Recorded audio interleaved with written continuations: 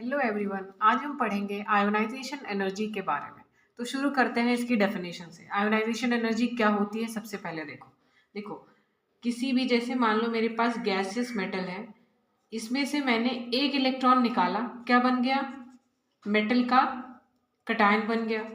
तो इस मेटल में से एक इलेक्ट्रॉन निकालने के लिए मुझे कितनी मिनिमम एनर्जी रिक्वायर्ड है, उसी को आयोनाइजेशन एनर्जी बोलते हैं। तो इसकी डेफिनेशन हम लिख लेते हैं। minimum energy required to remove electron from gaseous isolated atom। ठीक है, अब दूसरा पॉइंट इसमें ये है, पहला तो इसका डेफिनेशन हो गया, दूसरा पॉइंट है कि ionization energy is always endothermic होती है। ठीक है, एंडोथर्मिक होती है फॉर न्यूट्रल एंड कटायंस। ठीक है, अब दूसरा पॉइंट क्या है? अच्छा, हमने लिखा IE1, मैंने लिखा IE2। इसका क्या मतलब? IE1 का मतलब होता है फर्स्ट इलेक्ट्रॉन रिमूवल। ठीक है, IE2 का मतलब होता है सेकेंड इलेक्ट्रॉन रिमूवल। और दूसरा पॉइंट है कि जो सक्सेसिव आयोनाइजेशन एनर्जी होती है, सक्सेसिव का मतलब एक के बाद आने वाली, जैसे IE1 के बाद IE2 आएगी, I2 के बाद I3 आएगी, तो I3 is always greater than IE2, IE2 is always greater than IE1। और जैसे जैसे आगे आती जाएंगी, वो जो आगे आने वाली एनर्जीज होंगी वो हमेशा पहले वाले से ज़्यादा होंगी। तो हम लिख सकते हैं ऐसे, देखो IE1, IE2, IE3 और भी अगर आगे हैं तो हमेशा वो ज़्यादा होंगी। तो लिखो successive ionization energy always increases. ठीक है, ये हमारा पॉइंट हो गया। अब दूसरा पॉइंट देखते हैं, फैक्टर्स। किन किन फैक्टर्स पे हमारी आयोनाइजेशन एनर्जी डिपेंड करती है? देखो, फैक्टर्स अफेक्टिंग आयोनाइजेशन एनर्जी। पहला फैक्टर साइज पे। साइज पे कैसे डिपेंड करती है? इनवर्स रिलेशन होता है। ठीक है, दूसरा फैक्टर है हमारा जेड इफेक्टिव का। Ionization energy is directly proportional to Z effective. तीसरा फैक्टर है हमारा स्टेबल कॉन्फ़िगरेशन का। स्टेबल कॉन्फ़िगरेशन इसमें दो आते हैं, एक हाफ फिल्ड और एक हमारा फुल फिल्ड। अगर हाफ फिल्ड कॉन्फ़िगरेशन है तब भी स्टेबल होगा, अगर फुल फिल्ड है तब भी स्टेबल होगा। और फोर्थ नंबर पे आता है पेनिट्रेशन इफेक्ट। पेनिट्रेशन इफेक्ट में क्या होता है? S is greater than P is greater than D is greater than F। इसका एग्जाम्पल देख लो, जैसे कि बेरिलियम है और हमारा बोरोन है। बेरिलियम का वैलेंस इलेक्ट्रॉनिक कॉन्फ़िगरेशन क्या है? 2s2। बोरोन का क्या है? 2s2 2p1। तो देखो इसमें कौन बड़ा होगा? हमने सिखाया था कि S is greater than P is greater than D is greater than F। तो देखो इसमें बेरिलियम का हो जाएगा। दूसरा एग्जाम्पल ले लो, ये एग्जाम्पल नंबर 1 है। एग्जाम्पल नंबर 2 देखो, हमने ले लिया मैंगनीज और एल्यूमिनियम। मैंगनीज का वैलेंस इलेक्ट्रॉनिक कॉन्फ़िगरेशन होता है 3s2। ठीक है, एल्यूमिनियम का होता है 3s2 3p1। 3s2 3p1। तो इसमें मैंगनीज और एल्यूमिनियम में मैंगनीज का ज़्यादा हो जाएगा। ठीक है, अब हमारा इफेक्ट्स खत्म हो गए। अब हम सेकेंड पीरियड की आयोनाइजेशन एनर्जी के बारे में बात करते हैं। तो देखो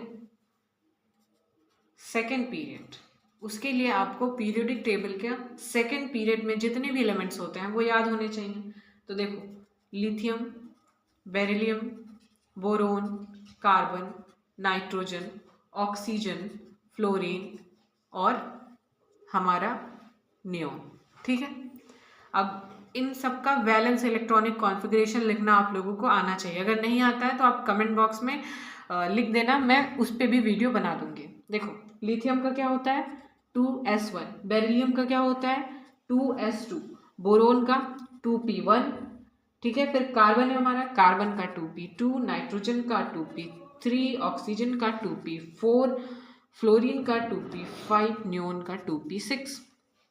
अब देखो, अब ये जो फैक्टर्स हमने पढ़े थे इन सब का यहाँ पे यूज करना है।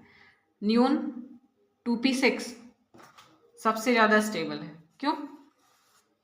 फुलफिल्ड कॉन्फ़िगरेशन है यहाँ पे, ठीक है। दूसरा देखो, बेरिलियम और बोरोन में यहाँ पे पेनेट्रेशन इफेक्ट लगेगा, पेनेट्रेशन इफेक्ट, उससे ये ज़्यादा स्टेबल हो जाएगा, ठीक है। नाइट्रोजन ऑक्सीजन में देखो, पी में हम कितने इलेक्ट्रॉन भर सकते हैं, मैक्सिमम 6, लेकिन भरे कितने हैं नाइट्रोजन में, नाइट्रोजन के पी सबशेल में कितने हैं 3, मतलब हाफ फिल्ड है, तो यहाँ पे हाफ फिल्ड वाला फैक्टर लग जाएगा, उसकी वजह से ये ज़्यादा स्टेबल हो जाएगा। तो अब देखो, इससे पहले कुछ पॉइंट्स बताने हैं, इन जनरल ट्रेंड क्या होता है। देखो जनरल वाला, इन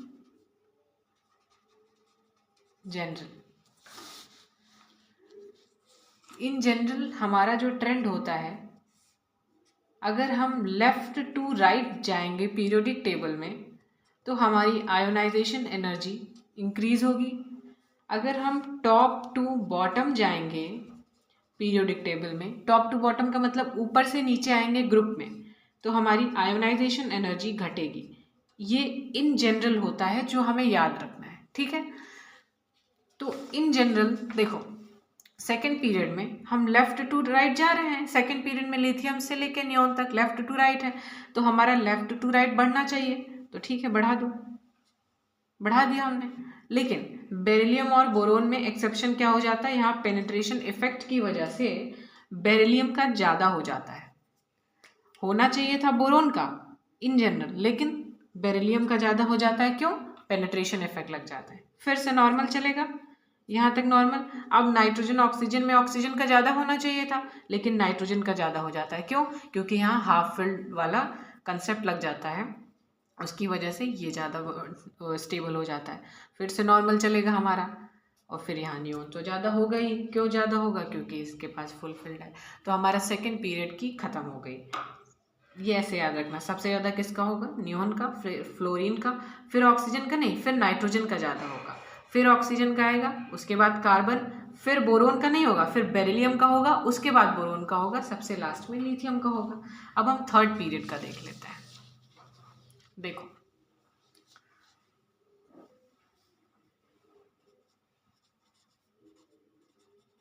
थर्ड पीरियड का एलिमेंट आपको याद होने चाहिए, sodium, magnesium, aluminium, silicon, phosphorus, sulphur, chlorine, argon, ठीक है। इसका जो है वैलेंस इलेक्ट्रॉनिक कॉन्फ़िगरेशन लिखते हैं, 3s1, 3s2, 3p1, 3p2, 3p4, 3p5, 3p5,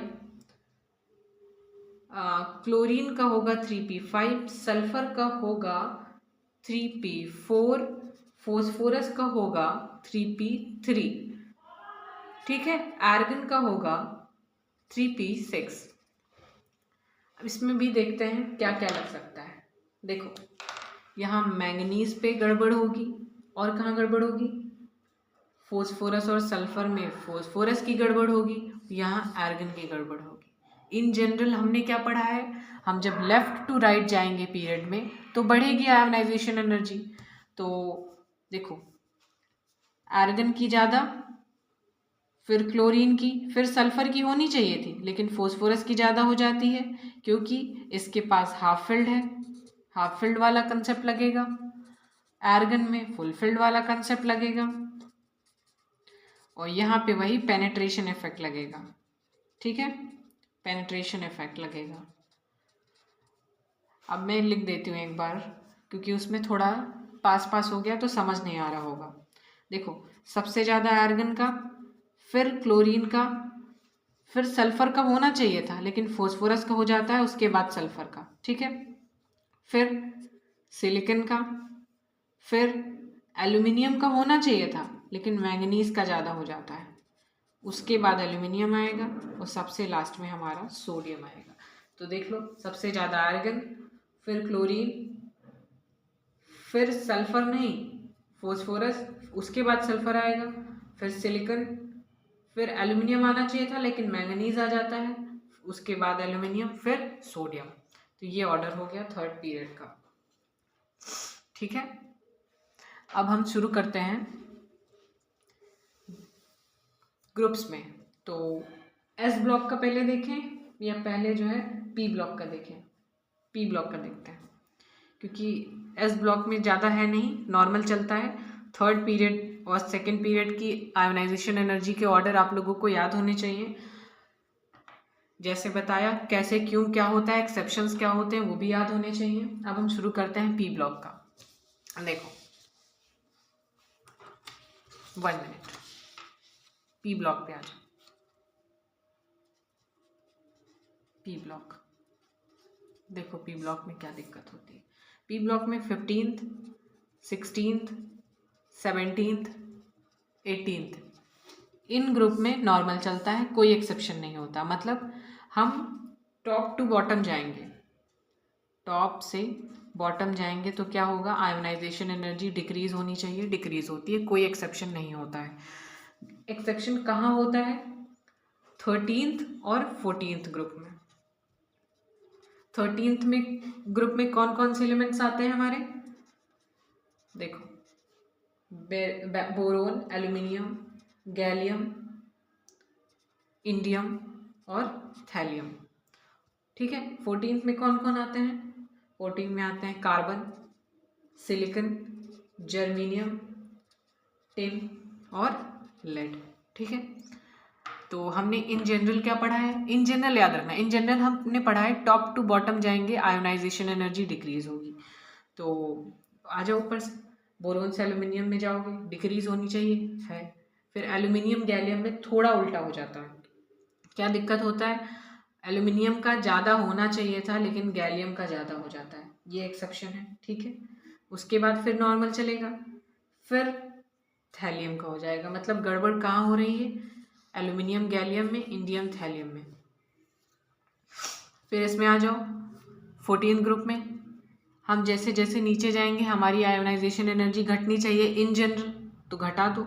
सबसे ज़्यादा कार्बन की, फिर सिलिकॉन की, फिर जर्मेनियम की, फिर टिन की होनी चाहिए थी लेकिन लेड की हो जाती है।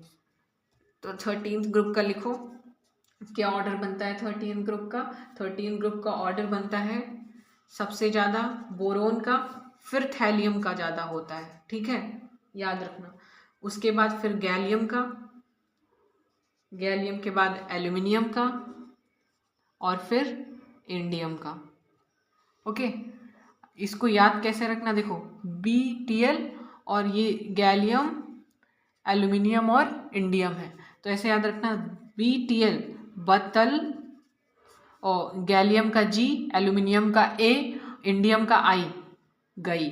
ऐसे इंग्लिश में लिखते हैं ना गई, वैसे बतल गई याद रखना। क्या है ये बतल गई? बतल गई हमारा आयोनाइजेशन एनर्जी है फॉर 13th ग्रुप। ये ऐसे याद रखने का तरीका है, ठीक है। फिर हम 14th ग्रुप का फाइनल ऑर्डर देख लेते हैं। 14th ग्रुप में क्या है?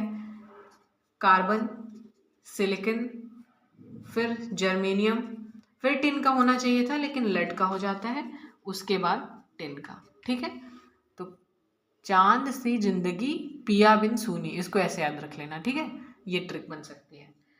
अब दूसरा हम डी ब्लॉक की बात कर लेते हैं, ठीक है। आ जाओ डी ब्लॉक पे, डी ब्लॉक पे आ जाओ। डी ब्लॉक, डी ब्लॉक, ठीक है। डी ब्लॉक, अब इसके लिए आपको पता होना चाहिए कि ग्रुप 3 से ग्रुप 3 टू ग्रुप 12 हमारा होता है डी ब्लॉक। देखो ग्रुप 3 में क्या है? ग्रुप 3 में कौन कौन से अच्छा है वो आते हैं एलिमेंट? Scandium, yttrium, lanthanum. इसको मैंने ऐसे याद किया, सेकेंड ईयर लाएंगे AC, एक AC करके भी एलिमेंट होता है। अच्छा, स्कैंडियम 3D सीरीज का एलिमेंट है, ये ट्रियम 4D का है और ये 5D का है। ठीक है, इसमें जैसे जैसे हम नीचे जाएंगे घटना चाहिए, घटता है, बिल्कुल नॉर्मल है, कोई इसमें दिक्कत नहीं आती है। ये ऑर्डर बनता है, नीचे जा रहे हैं तो घट रहा है, सबसे ज़्यादा ये, फिर ये, सबसे कम ये। ठीक है, ग्रुप 3 में कोई दिक्कत नहीं है। ग्रुप 4 में आ जाओ, नहीं ग्रुप 4 नहीं, ग्रुप 4, 5, 6 और 10, इसमें क्या ऑर्डर चलता है? 3D, 4D, 5D। जैसे जैसे हम नीचे जाएंगे यहाँ पे बढ़ जाता है, ये उल्टा करता है यहाँ पे। ठीक है, बिल्कुल उल्टा है। अब ग्रुप 7, 8, 9, 11 और 12, इतने ग्रुप में क्या चलता है? 4D, 3D और 5D। मतलब ये 5D और ये जो यहाँ 3D ऊपर था ये नीचे आ गया, ये ऑर्डर बनता है। दिक्कत सिर्फ ये वाले ग्रुप करते हैं, 4, 5, 6, 10 और 7, 8, 9, 11 और 12। ठीक है, फिलहाल क्वेश्चन जो बनता है वो आपका 3D सीरीज से बनता है। 3D सीरीज का ऑर्डर देख लेते हैं अपन। 3D सीरीज का ऑर्डर, क्या ऑर्डर है 3D सीरीज में, आगे देखते हैं क्योंकि यहाँ जगह कम है। देखो 3D सीरीज का ऑर्डर फॉर आयोनाइजेशन एनर्जी, पहले मैं लिख दे रही हूँ, उसके बाद इसकी ट्रिक बताऊंगी याद करने के लिए। सुनो, बोल ले जाती हूँ साथ में ट्रिक। सुनो, विनीता, कमाल, थी, मानी, नहीं, क्यों, कौन, फिर, जाने। ठीक है, ये ऐसे है, इसको आपको ऐसे याद रखना पड़ेगा। ट्रिक लिख देती हूँ नीचे, ये है सुनो, विनीता, कमाल, थी, मानी, नहीं, क्यों,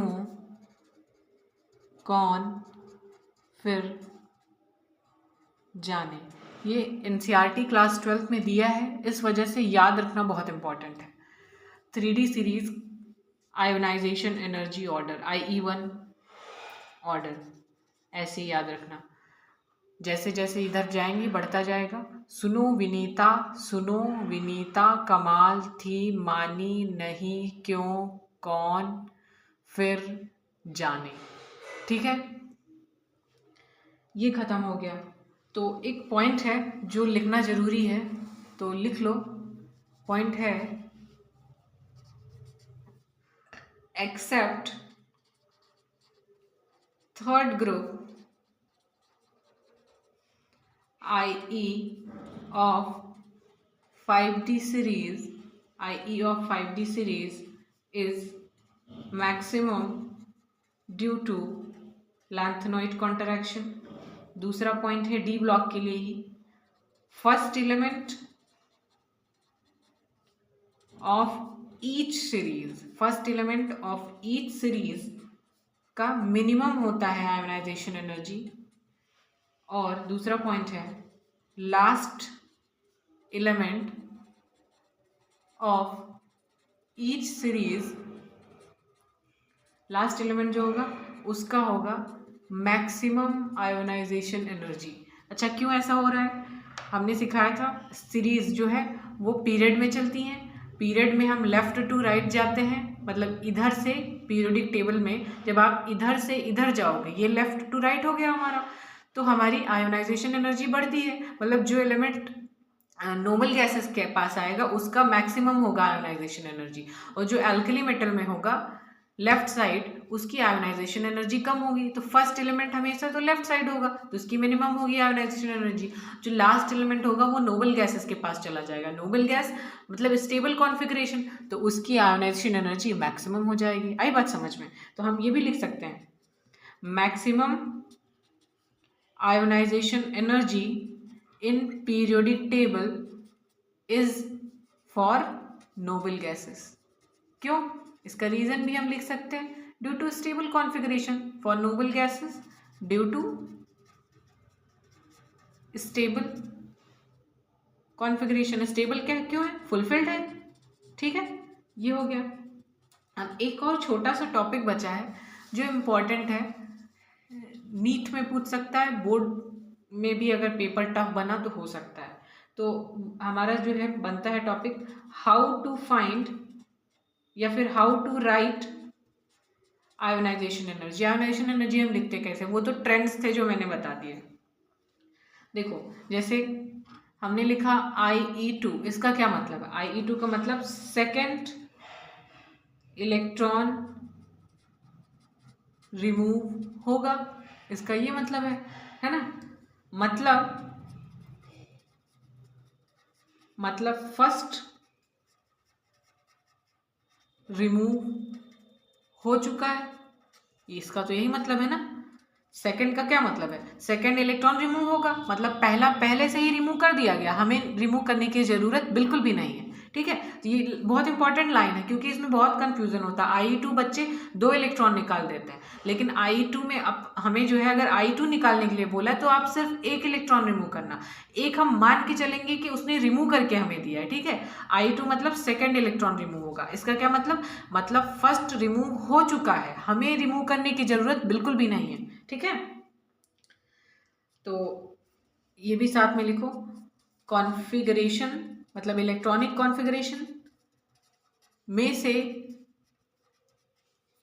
आपको सिर्फ 1 इलेक्ट्रॉन ही लेस करना है। ठीक है, इसका एग्जाम्पल देख लो, एग्जाम्पल से ही समझ में आएगा। देखो एग्जाम्पल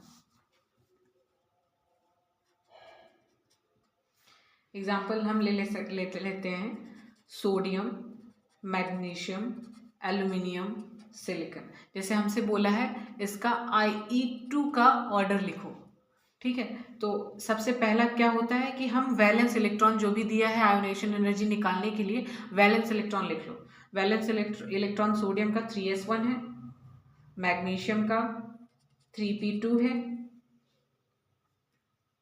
मैग्नीशियम का 3s1 है, 3s2 है, सॉरी 3s2 है, एल्यूमिनियम का 3p1 है, सिलिकॉन का 3p2 है। तो I2 निकालना है, हमने क्या सिखाया? I2 का मतलब सेकेंड इलेक्ट्रॉन रिमूव करना, और पहला रिमूव हो चुका है तो सिर्फ एक लेस करना है आपको। 3s1 है वैलेंस इलेक्ट्रॉन, तो अगर हम एक इलेक्ट्रॉन है, एक चला जाएगा तो कौन से में आ जाओगे? 2p6 में आ जाओगे।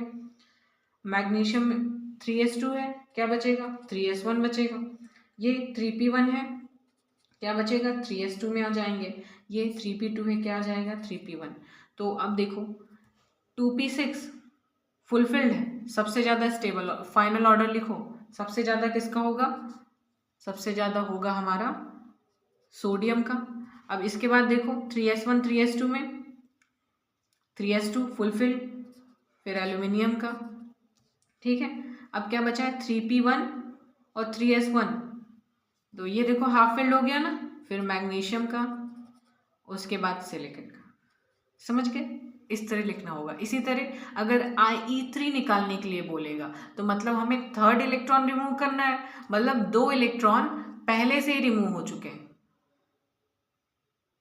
समझ गए? इन जनरल I2 तक ही पूछता है। तो इस तरह के और भी क्वेश्चन आप लोग कर लेना। और अगर आयोनाइजेशन एनर्जी सीख गए तो इस बड़ा टॉपिक है, बहुत इंपॉर्टेंट भी है। ठीक है, और अगर आप लोगों को इलेक्ट्रॉनिक कॉन्फ़िगरेशन निकालने में कोई भी दिक्कत हो तो कमेंट बॉक्स में कमेंट करना, उस पर भी वीडियो मैं बना दूंगी। ठीक है, थैंक यू सो मच।